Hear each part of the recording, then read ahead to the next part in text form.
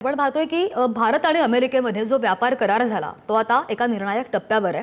एका बाजूला जागतिक बाजारपेठा खुणावत आहेत तर दुसऱ्या बाजूला अमेरिकेमधल्या सबसिडीवर आधारित जो शेतीमाल आहे तो भारतीय बाजारामध्ये जर आला तर आपल्या शेतकऱ्यांचं नेमकं होणार काय हा मूळ प्रश्न आहे.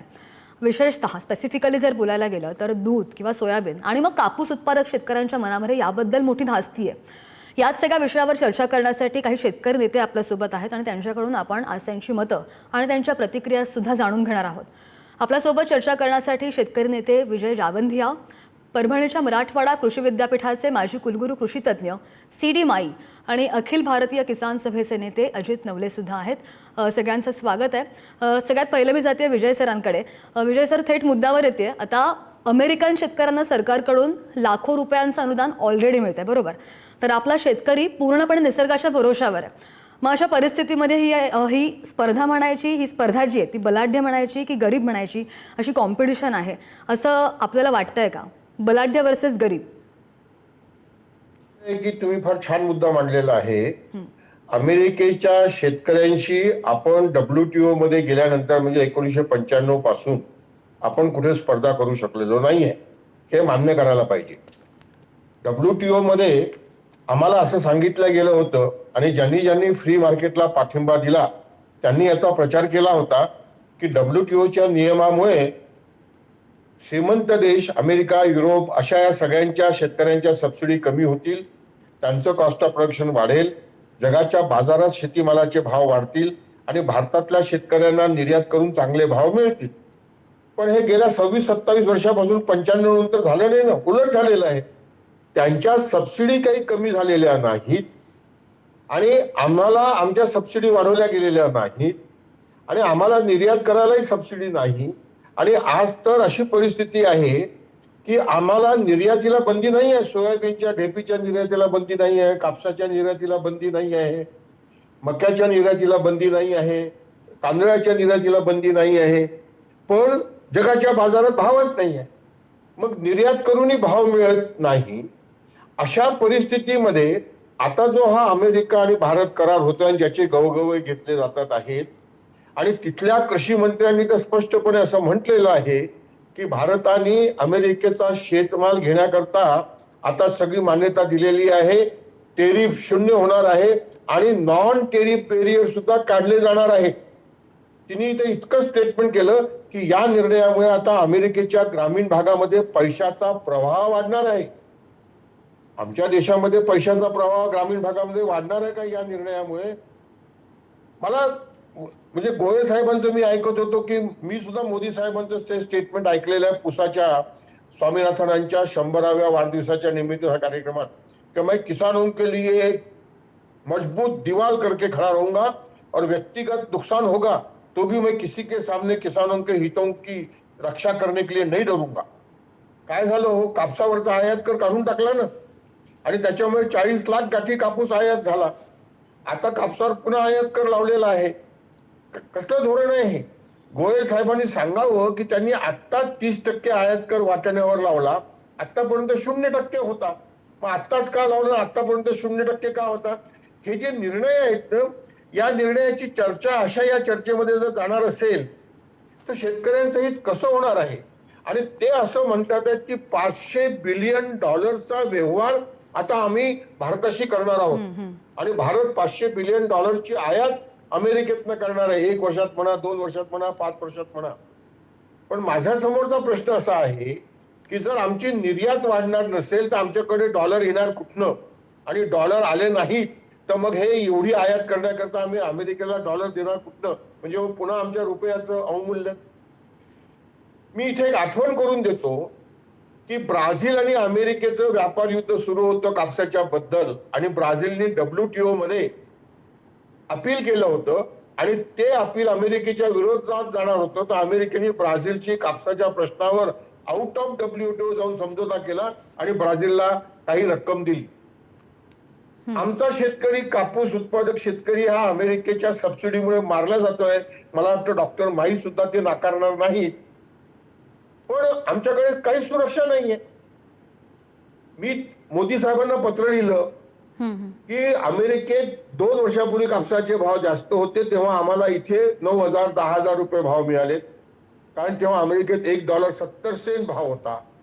आता तो अमेरिकेत 70 सेंट झालेला आहे 1 पाऊंडचा भाव, म्हणून आम्हाला आता 7,000 8,000 रुपये सुद्धा भाव मिळत नाहीये. मग अमेरिकेत तेजी तर भारतात तेजी, अमेरिकेत मंदी तर भारतात मंदी. मग अमेरिका जर शेतीमालाचे भाव आमचे ठरवणार असेल तर मग भारत सरकारची आणि प्रधानमंत्री मोदींची गरजच काय आहे? मी लिहिलेलं पत्र, अजून उत्तर नाहीये. अगदी नाही, मला अनेक असं वाटतं प्रश्न की या- बरोबर आहे, एक अनेक मिनिटं, प्रश्न सर एक मिनिटं, अनुत्तरितच आहेत एक अजून. मिनिटं, एकच मिनिटं, हा हा एकच मिनिटं. या ट्रेड डीलची जी चर्चा होते आहे ना, त्याच्यामध्ये एका गोष्टीचं मी स्वागत करतो की 50% जो आयात कर होता आमच्यावर लावलेला तो आता 18% आलेला आहे. आणि काही लोक म्हणतात की हा 18% जास्त आहे, कारण पहिले 10%च होता. पण मी 18%चंही स्वागत करीन, कारण बाकीच्या देशांवर जे टेरिफ आहे त्या तुलनेत भारतावरचा हा टेरिफ कमी आहे असं म्हणायला हरकत नाही. आम्हाला स्पर्धा करायला वाव मिळू शकतो. पण जर शेतीमालाची आयात कर मुक्त होणार असेल तर मग डेअरी संकटात येईल, पोल्ट्री संकटात येईल, कापूस उत्पादक सोयाबीन उत्पादक संकटात येतील, आणि आमच्या इथले फळ उत्पादक सेब वगैरे सारखे लोक, म्हणजे ऍपल सारखे, शिमलाचे लोक, हे सुद्धा संकटात येतील. अर्थात, कारण की पूर्ण सायकल आहे हे, ते कुठेतरी थांबेल असं दिसतंय. सर थोड्या वेळाने पुन्हा तुमच्याकडे येते, अजित सरांकडे जायचंय मला. सर ऑलरेडी जो करार झालेला आहे त्याच्यावर टीका होतीये. जर आपण स्पेसिफिकली पाहिलं दुग्धजन्य पदार्थांचं विचारायचं झालं तर अमेरिकेमधून आता स्वस्त दरामध्ये दुग्धजन्य पदार्थ भारतामध्ये आले तर आपल्याकडचं दूध डेअरीचा दरावर कसा परिणाम नेमका होऊ शकतो? एक, मग सामान्य दूध उत्पादक आहे त्याने कोणाकडे बघायचं? आणि मग दुसरीकडे आता अमेरिकेनं जेनेटिकली मॉडिफाईड सोयाबीन खूप स्वस्त आहे तिथे, जर ते भारतामध्ये मोठ्या प्रमाणावर आलं सोयाबीन तर मग लातूर आणि वाशिमच्या बाजारामध्ये आपल्या सोयाबीनला भाव कसा मिळू शकतो किंवा मग मिळणार आहे का? अत्यंत अचूक प्रश्न विचारला. विशेषतः महाराष्ट्राच्या शेतकऱ्यांवर याचा काय परिणाम होणार आहे अशा प्रकारचा हा प्रश्न आहे. महाराष्ट्राचा दूध व्यवसाय जर आपण पाहिला तर त्याचे बाजारभाव हे विशेषतः आंतरराष्ट्रीय पातळीवर दूध पावडर आणि बटरचे काय दर आहेत याच्यामुळे प्रभावित होतात. कारण महाराष्ट्रासाठी लागणारं जे दूध आहे त्याच्या तुलनेमध्ये उत्पादन जादा आहे. एक्सेस मिल्क हा आपल्याकडचा प्रश्न आहे आणि त्याच्यामुळे त्याचं कन्व्हर्जन आपल्याला दूध पावडर आणि बटर मध्ये करावं लागतं. आणि आंतरराष्ट्रीय पातळीवर बटर आणि दूध पावडर जर स्वस्त असेल तर अर्थातच ते आपल्या गोदामांमध्ये पडून राहतात आणि दुधाचे भाव पडतात. अमेरिकेमध्ये ज्या प्रकारे दुधाचे भाव, बटरचे भाव आहेत आणि त्याकडचा दुग्ध व्यवसाय ज्या प्रकारे डेव्हलप झालेला आहे, तो जर अशा प्रकारे प्रोत्साहित करून त्याच्यावरचे निर्बंध उठवले आणि अमर्याद अशा प्रकारची आयात भारतामध्ये आणि महाराष्ट्रात झाली तर आपल्याला नम्रपणाने मला सांगावंसं वाटतं की आज जे दर मिळतायत ते सुद्धा दर महाराष्ट्रामध्ये आणि देशामध्ये दूध उत्पादनाचे घटतील आणि सबंधपणाने पशु व्यवसाय आणि दुग्ध व्यवसाय हा चोपट झाल्याशिवाय राहणार नाही. बरोबर तुम्ही सांगितलं की जीएम सोया पेंड ज्यावेळी भारतामध्ये आली, आपला सोयाबीनचा दर त्यावेळी 11,000 प्रति क्विंटल पर्यंत गेलेला होता. मात्र निस्ता निर्णय झाला आणि परसेप्शन क्रिएट झालं की सोयाबीन येणार, त्याच्यानंतर ते भाव आपण पाहिलं 10,000, 7,000, 4,000 आणि 3,700 इतके खाली गेलेले तुम्ही महाराष्ट्रात आणि देशात पाहिलेले आहेत. अशा प्रकारे जर निर्बंध हटवले तर हे सोया पेंड आणि सोयाबीन भारतामध्ये डंप केल्याशिवाय राहणार नाही. आपल्याला माहिती आहे की मुख्य टेरिफ वॉर जे सुरू आहे ते अमेरिका आणि चीन याच्यामध्ये सुरू होतं. त्याच्यामध्ये अमेरिकेचं सोयाबीन चीननं घ्यायला नकार दिला आणि त्यातून मोठ्या प्रमाणामध्ये सोयाबीन अमेरिकेमध्ये कुठे आता विकायचं हा प्रश्न त्यांच्या पुढे होता. ते जीएम सोयाबीन आणि जीएम सोयाबीन हे जर भारतामध्ये अनिर्बंधपणाने आलं तर सोयाबीन उत्पादकांची कंबर मोडल्याशिवाय राहणार नाही. दुसरं महत्वाचं पीक महाराष्ट्रासाठी कापूस आहे. कापसाबद्दल काय होणार आहे? विजय जावंद्याजी बरोबर बोलत होते की अगोदर टेक्सटाईल मिल त्यांचा मोठा दबाव भारतीय सरकारवर आहे की अशा प्रकारे स्वस्त कापसाच्या गाठी या भारतामध्ये आयात करू द्यात आणि इथे त्यासाठी साठवणुकीला आणि व्यापाराला बंधनं लादण्याचे प्रयत्न हे कापसाच्या गाठीबद्दल होत आहे. आता जर अशा प्रकारे निर्बंध उठवले गेले तर कापूस उत्पादक सुद्धा हा देशोधडीला मिळेल. महाराष्ट्रासाठी हे 3 झटके जे आहेत त्यातून शेतकरी सावरणार नाही हे आपल्याला स्पष्टपणाने दिसतंय. आपण आता म्हणतोय की 18% आपण स्वागत करावं का, परंतु प्रत्यक्षामध्ये अगदी ज्या वर्ल्ड ट्रेड ऑर्गनायझेशन आहे आणि गॅट करार आहे त्याच्यात सुद्धा या अविकसित देशांना संरक्षण मिळावं यासाठी अशा प्रकारच्या आयातीवर मोठ्या प्रमाणामध्ये 200-300% कर लादण्याच्या सवलती होत्या. आता आपण कर लादायचं सोडून दिलं, उलट अमेरिकाच आपल्यावर कर लादते आहे आणि 50% कराऐवजी आता जर 18% कर जर लादला तर चला तेवढंच आपलं जरा भलं झालं. मला वाटतं हे काही योग्य दृष्टिकोन नाही, याचा आपण विरोध केला पाहिजे. शेवटचा एक प्रमुख मुद्दा की आपली जी निर्यात होती, आपण मान्य केलं की अमेरिकेचे जे ब्रुक रॉलिन्स आहे, जे कृषी मंत्री आहेत, त्यांनी सांगितलं की आता भारताबरोबर आपला करार झाला, त्यामुळे मोठ्या प्रमाणात आपला माल हा अमेरिकेतून भारतामध्ये जाईल, मोठी बाजारपेठ मिळेल आणि त्यामुळे अमेरिकेच्या शेतकऱ्यांचं चांग भलं होईल, ग्रामीण भागात पैसा येईल. नरेंद्र मोदी साहेब हे सांगणार आहे का की आपलं काय भलं होणार आहे, ते सांगायला तयार नाही. उलट त्यांनी जे सांगितलेलं आहे की 2024 कोटी डॉलर इतकी तूट भारत अमेरिकेच्या मध्ये व्यापारामध्ये अमेरिकेला भोगावी लागत होती. याचा सरळ अर्थ आहे की आपण काही प्रमाणामध्ये वरचढ होतो आणि अमेरिकेला 2024 कोटी रुपयाची डॉलर कोटीची तूट ही भोगावी लागत होती. ते आता म्हणतायत की ही कमी होणार. याचा सरळ अर्थ आहे की त्यांचा फायदा जर होणार असेल तर भारतीय शेतकऱ्यांचा तोटा या सगळ्या करारामध्ये होणार आहे. हे मोठं संकट आहे. मी आपल्याला एक स्टेटमेंट इथे करतो की जितका तोटा कदाचित आपल्याला गॅट करारामुळे झाला नाही, त्याच्यापेक्षा जास्त मोठं संकट या सर्जिकल स्ट्राईक एक प्रकारे जी झालेली आहे भारतीय शेतकऱ्यांवर, त्याच्यामुळे होणार आहे. हे स्पष्टपणाने चित्र आज या करारातून आपल्याला दिसत आहे. अगदी अगदी सर. आता मगाशी तुम्ही जसा कापसाचा उल्लेख केलात, मला याच संदर्भात विचारायचं आहे. माई सरांकडे चालली आहे. सर, तुम्हाला माहितीच आहे GSC समितीनं पहिल्यांदा देशामध्ये बीटी कापसाला परवानगी दिलेली होती. त्या समितीमध्ये तुम्ही सुद्धा होतात आणि तेव्हा तो निर्णय देशामधला कापूस उत्पादनामध्ये शेतकऱ्यांसाठी अतिशय मोठा होता. आता कापूस उत्पादनामध्ये अमेरिका जगामध्ये पुढे आहे आणि तिथला कापूस जर भारतामध्ये आयात झाला तर विदर्भ आणि मराठवाड्यामधील कापूस उत्पादक शेतकऱ्यांच्या पदरामध्ये नेमकं काय पडणार आहे? तुमचा अनुभव काय सांगतो? मला असं वाटतं की पहिला इश्यू मी अगोदर हा बोलतो की जावंदिया साहेबांनी जो करेक्ट मुद्दा सांगितला, आपली ही जी लढाई आहे ना ट्रेडची, ही एका पहिलवानाशी, एका दुर्बळ माणसाची लढाई आहे. ज्या देशामध्ये फक्त 4% शेतकरी आहेत आणि ज्या देशामध्ये 50% शेतकरी आहेत, यांची कुठेच बरोबरी होऊ शकत नाही. आणि आपल्या जमिनी जर पाहिल्या तर आपण छोटे छोटे शेतकरी आहोत.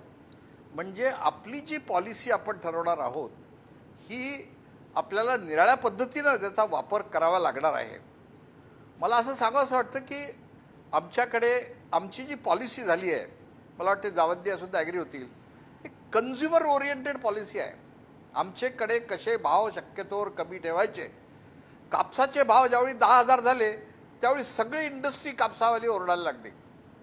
आणि म्हणून आपल्याकडचं जी पॉलिसी आहे, एक तर त्यांनी फार छान सांगितलं की आम्ही जे काही इम्पोर्ट एक्सपोर्टमध्ये जे बदल करत राहतो, म्हणजे मध्येच आम्ही सांगितलं की आम्ही कापसावरची जी आयात शुल्क डिसेंबरपर्यंत शून्य करून टाकली. म्हणजे तोपर्यंत 40-50 लाख गाठी आमच्याकडे येऊन गेल्या आणि आमची इंडस्ट्री इज हॅपी. आणि आज त्यांनी टॅरिफ वाढला. आज त्याचा उपयोग काहीच नाही आहे. 11% 12% काय होणार आहे? म्हणजे आपल्याला बेसिकली हे ठरावं लागणार की कोणती जी पॉलिसी आपल्याला जी ठरवावं लागणार आहे भारतामध्ये, ही लॉंग टर्म पॉलिसी काय असावी एक्सपोर्टची किंवा इम्पोर्टची, हे पण. आता या ट्राईबबद्दल तुम्ही जे चर्चा चालू आहे, माझ्या दृष्टीने मी सांगितलं की मला एक गोष्ट पटली की जो याला आपण थोडंफार नमवलं आहे ट्रम्पला. आपण 50%वरनं आपण काहीही न जास्त बडबड करता आपण त्यांना निगोशिएशन्स वर्षभरातून आपण त्यांना 18%वर आणलं. हे फार चांगलं आहे.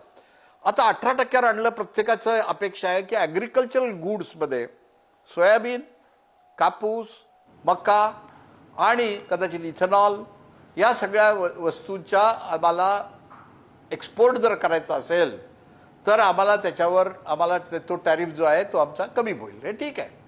परंतु आज त्याची इम्पोर्ट जर आम्हाला 0% करायचं झालं तर मात्र आमचं याच्यामध्ये फार मोठं नुकसान होणार आहे. अगदी सर, आक्षेप सगळ्यांचा त्याच्यावरच आहे. आपण जर थोडंसं बारकाईनं अजून त्याचे डिटेल्स यायचे. आपला डिटेल्स अजून यायचे आहेत. हो. कारण भारताने पहिल्यापासून एक पॉलिसी ठरवली की आम्हाला जीएम मका, GM soybean as such raw आम्ही घेणार नाही. परंतु आता ह्याच्यात तेल जे आहे जीएमचं आपण ऑलरेडी आयात करतोय.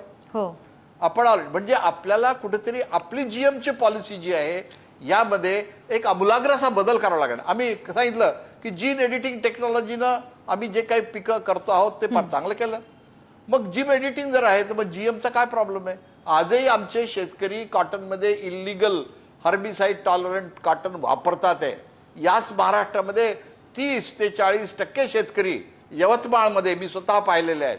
आज ते HTBT लावतात. का लावतात? लेबरचे इश्यू आहेत. म्हणजे आम्हाला आमच्या कुठेतरी आमच्या या पॉलिसीमध्ये आमची जी इनपुट कॉस्ट आहे तर कमी करावं लागेल. आणि याचं जर आम्हाला कॉम्पिटिटिव्ह त्यांच्याशी राहायचं असेल तर नॅचरली आपण तेवढं काही राहणार नाही हे लक्षात घ्यायला बरोबर आहे पाहिजे. सर. आणि हे सगळे जे म्हणून मुद्दे आहेत ते मला असं वाटतं की 2 कापसाच्या दिवसांमध्ये त्या बाबतीमध्ये स्पष्ट होणार आहेत. सर जावंदिया सरांकडे जायचं, माझे टाइम कमी आहे.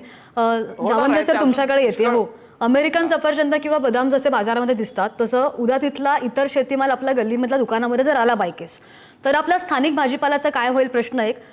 इकडे सरकार म्हणते की आपल्याला आंबा आणि द्राक्ष निर्यात करता येणार आहेत, पण आपल्या किती शेतकऱ्यांना आंतरराष्ट्रीय दर्जाचं पॅकिंग आणि नियम पाळणं शक्य आहे? आणि जर बघायला गेलं तर याचा फायदा फक्त मोठ्या व्यापाऱ्यांना होईल असं दिसतंय एक अभ्यास करून.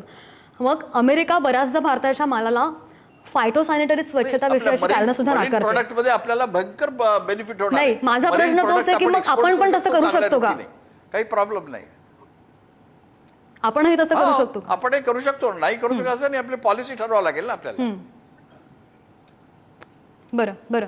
अजित सर तुमच्याकडे येते. आपल्या बाजार समित्या ज्या आहेत APMC यामुळे बोलायचं आहे. हा, अजित सरांना प्रश्न आहे माझा. आपल्या बाजार समित्या ज्या आहेत APMC यामुळे म्हणजे तुम्ही मला प्रश्न विचारला का? हा, जावंदिया सर तुम्हाला प्रश्न विचारला होता मगाशी. हा, तेच मी बोलणार होतो तर तुम्ही तिकडे गेलात एकदम, म्हणून म्हटलं काय तर.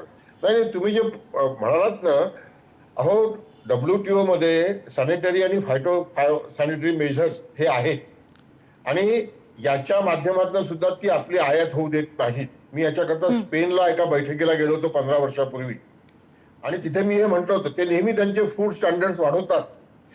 अहो आपला शेंगदाणा पुष्कळदा यांनी रिजेक्ट केलेला आहे, आपले द्राक्ष रिजेक्ट केलेले आहेत, आपले आंबे रिजेक्ट करतात. एक प्रकारे WTO फॉर्म झालं तेव्हापासून हे आपल्याला फक्त गाजर दाखवतात आहेत आणि आपली निर्यात काही वाढू देत नाही आणि ते आपल्यावर सगळं डंप करतात आहेत. मला इथे डॉक्टर स्वामीनाथनांना आणायचं आहे. डॉक्टर स्वामीनाथनांनी फार्मर्स कमिशनच्या रिपोर्टमध्ये फक्त शेतीमालाचे भाव वाढवून द्या, C2+50% एवढं नाही म्हटलं, तर त्यांनी आंतरराष्ट्रीय व्यापार कराराचा सुद्धा उल्लेख केलेला आहे.